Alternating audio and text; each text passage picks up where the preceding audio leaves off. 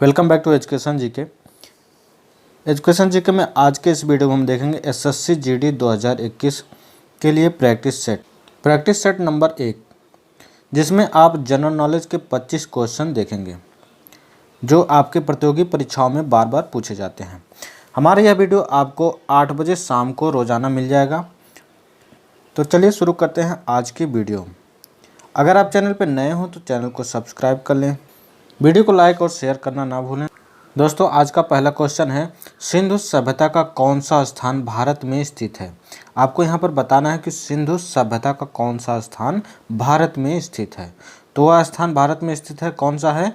लोथल, यानी कि option number C यहाँ पर सही जवाब हो जाएगा, लोथल। अगला क्वेश्चन देखते हैं। अगला क्वेश्चन है,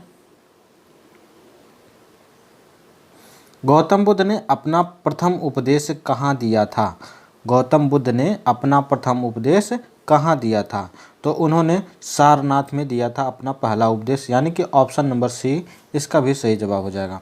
अगला क्वेश्चन देखते हैं। क्वेश्चन नंबर 3 है, भारत में सर्वप्रथम स्वर्ण मुद्राएं किसने चलाई? तो वह इंडो ग्रीक ने चलाई थी, यानी कि ऑप्शन नंबर 20 का सही जवाब हो जाएगा, इंडो ग्रीक। अगला क्वेश्चन है क्वेश्चन नंबर 4, हर्षवर्धन के समय में कौन सा चीनी यात्री भारत आया था? हर्षवर्धन के समय में कौन सा चीनी यात्री जो है भारत आया था? तो वह था वेनसांग, यानी कि ऑप्शन नंबर डी इसका सही जवाब हो जाएगा, वेनसांग। अगला क्वेश्चन है क्वेश्चन नंबर 5, चालुक्य वंश का सर्वाधिक प्रसिद्ध शासक कौन था? तो वह था पुलकेशियन सेकंड, जो कि चालुक्य वंश का सर्वाधिक प्रसिद्ध शासक था। क्वेश्चन नंबर 6 है, आईने अकबरी एक महान ऐतिहासिक कृति है, निम्नलिखित में से किसके द्वारा लिखी गई थी? किसके द्वारा जो है आईने अकबरी लिखी गई थी, यहाँ पर आपको बताना है। तो वह हो जाएगा अबुल फजल के द्वारा आईने अकबरी लिखी गई थी। अगला क्वेश्चन देखते हैं। अगला क्वेश्चन है, पानीपत की तीसरी लड़ाई 1761 ईस्वी में किन के बीच हुई थी? पानीपत की जो तीसरी लड़ाई हुई थी वह 1761 में हुई थी। यहाँ पर आपको बताना तो वह किन के बीच में हुई थी? तो वह हुई थी पेशवा के बाजीराव सेकंड और अहमद शाह अब्दाली के बीच में हुई थी। यह कब हुई थी? 1761 ईस्वी में।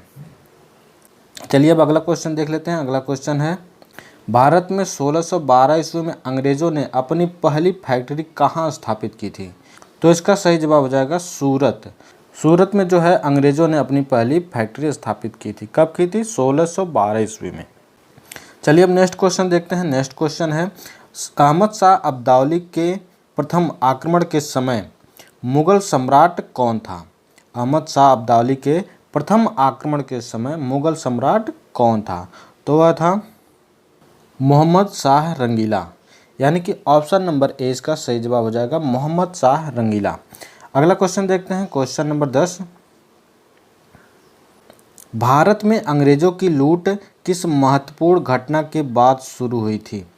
तो यहाँ पर इसका सही जवाब हो जाएगा ऑप्शन नंबर ए, प्लासी के युद्ध के पश्चात जो है अंग्रेजों की लूट हुई थी। चलिए अब अगला क्वेश्चन देखते हैं। क्वेश्चन नंबर 11, 1857 के विद्रोह के समय भारत का गवर्नर जनरल कौन था? 1857 के विद्रोह के समय भारत का गवर्नर जनरल कौन था? तो वह था लॉर्ड कैनिंग, यानी कि ऑप्शन नंबर सी यहाँ पर इसका सही जवाब हो जाएगा, लॉर्ड कैनिंग। अगला क्वेश्चन देखते हैं। क्वेश्चन नंबर 12, भारत में गर्म दल आंदोलन का पिता किसे कहा जाता है?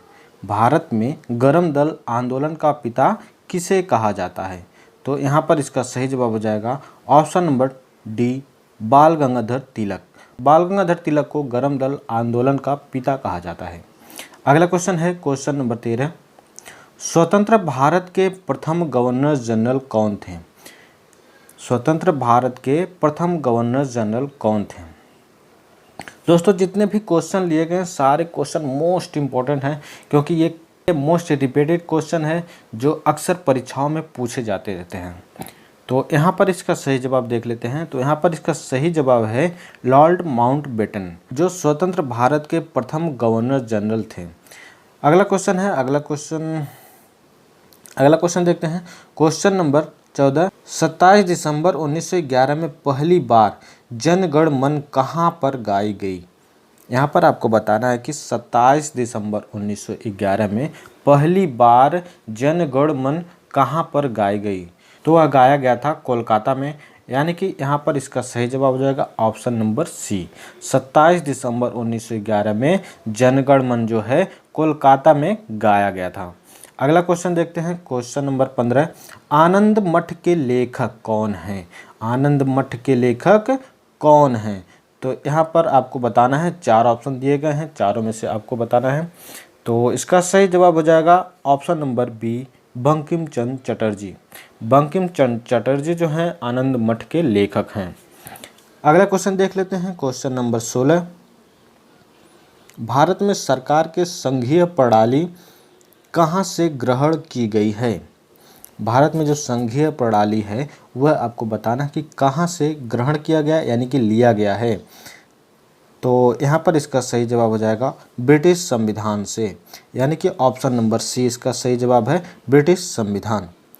चलिए बढ़ते हैं अगले क्वेश्चन की ओर, क्वेश्चन नंबर 17। भारत के संविधान के किस अनुच्छेद में मौलिक कर्तव्य की चर्चा की गई है?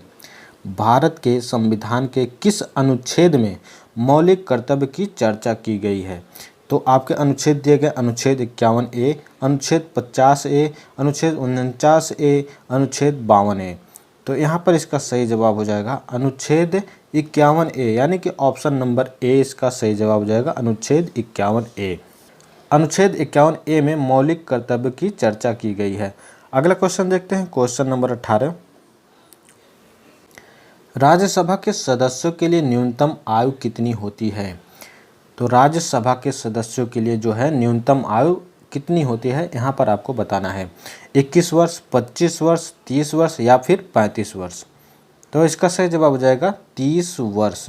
राज्यसभा के सदस्यों की न्यूनतम आयु जो होती है 30 वर्ष की होती है, और अधिकतम आयु अगर देखा जाए तो वो 65 वर्ष की होती है। अगला क्वेश्चन है, क्वेश्चन नंबर 19। राष्ट्रपति और उपराष्ट्रपति के निर्वाचन में विवादों के मामलों को किसको प्रस्तुत किया जाता है? राष्ट्रपति और उपराष्ट्रपति के निर्वाचन में जो भी विवाद होते हैं वह आपको बताना है कि किसको प्रस्तुत किया जाता है। तो वह प्रस्तुत किया जाता है भारत के उच्चतम न्यायालय को, यानी कि ऑप्शन नंबर सी यहाँ पर सही जवाब हो जाएगा। चलिए अब देखते हैं अगला question, question number 20। Question number 20 है, राज्य विधानमंडल का ऊपरी सदन कौन सा है? राज्य विधानमंडल का ऊपरी सदन कौन सा होता है? तो यहाँ पर ऑप्शन दिए गए हैं विधान परिषद, विधानसभा, राज्यसभा तथा लोकसभा।